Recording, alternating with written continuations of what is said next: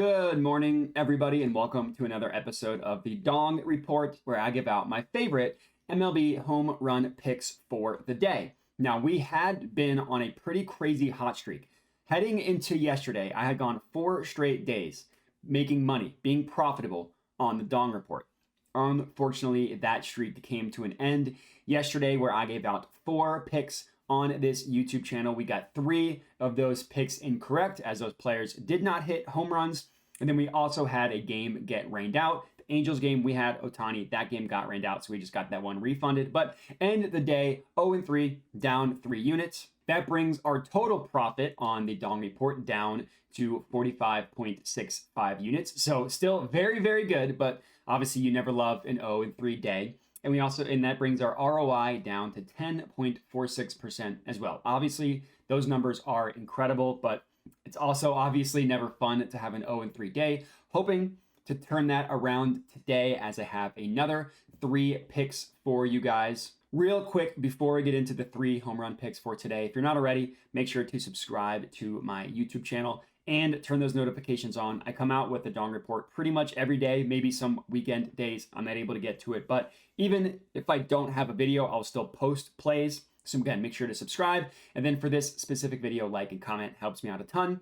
Let's get into these picks. So number 1, in the Nats versus Mets game, we're taking Brandon Nimmo to hit a home run. That is at plus 500 odds at FanDuel. Now this game at Mets Stadium is the juiciest game for home runs to be hit of the slate today. Granted, we only have a 5-game slate today, and 2 of them are being played at the Tigers Stadium because they're having a doubleheader. So really only 4 stadiums are having games, but this one is the best. And it's pretty good, 25% home run increase according to Ballpark Pow. Now, Nimmo himself has been on fire pretty much since the beginning of June, since June 1st, but his last 10 games, if you isolate it to that, he's not doing as well. He's got 2 home runs in that span, with his last home run coming on July 21st. But if you look at his advanced power numbers on the entire season, you're not that impressed, right? He's only got 15 home runs on the year. But if you isolate specifically since June 1st, things start to look a little bit better.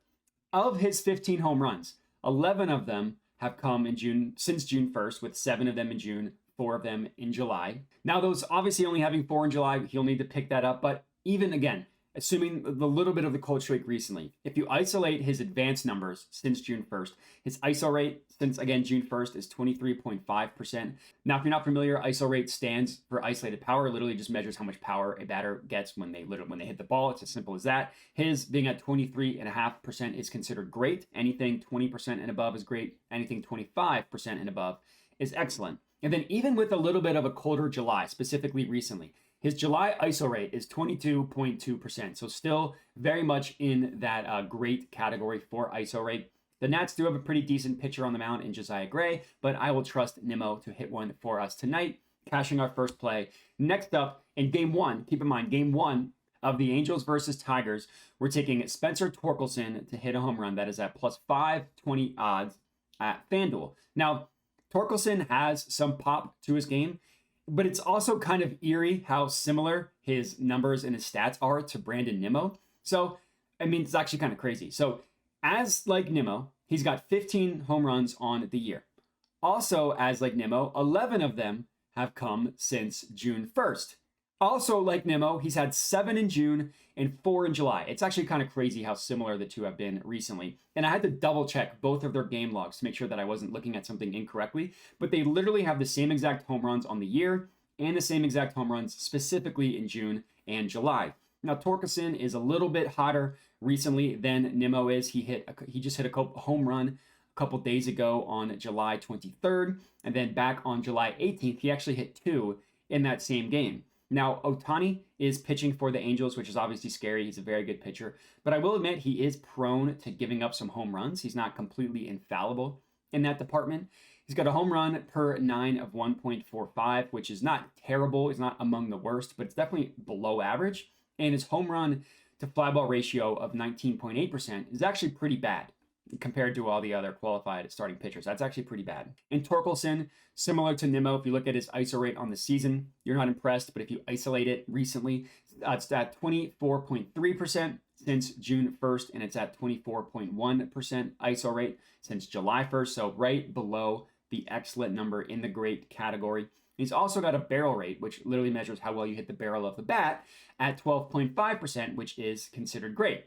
So all in all, I like Torkelson to cash one for us tonight. Our last play of the evening, we are sticking with the Angels versus Tigers, and we are unsurprisingly going with Shohei Ohtani to hit a home run at plus 360 odds. That's at both the DraftKings and Barstool. So this is also for game one. So again, keep that in mind, game one of this doubleheader. Now we had Ohtani yesterday, and he was absolutely going to hit one for us if that game didn't get rained out, which is why they're having a doubleheader today. Obviously, literally all of those same notes apply from yesterday, but if you missed it, we can get into it. The formula for Ohtani is pretty simple. When he's going against a right-handed pitcher, you're really going to want to look at it very closely.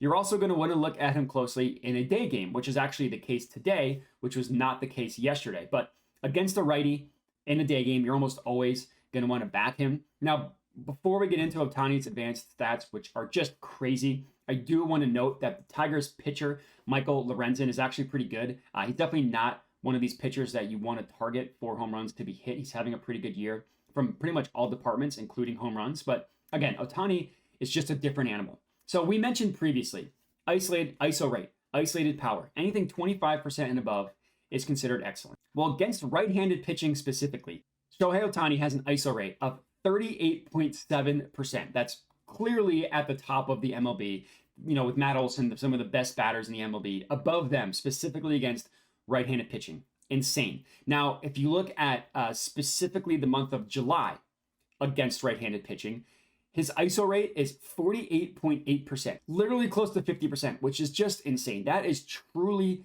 a ridiculous number to have, essentially for an entire month. Truly unheard of success. So I am trusting Ohtani to hit one for us tonight, cashing 360. If we get one of these three to hit a home run, we are making money. If all three hit a home run, we are making a lot of money. So if you are tailing, comment and let me know. Other than that, as I mentioned, remember to subscribe to my YouTube channel, like the video, comment, as I just said. Thank you guys for watching, and have a good one.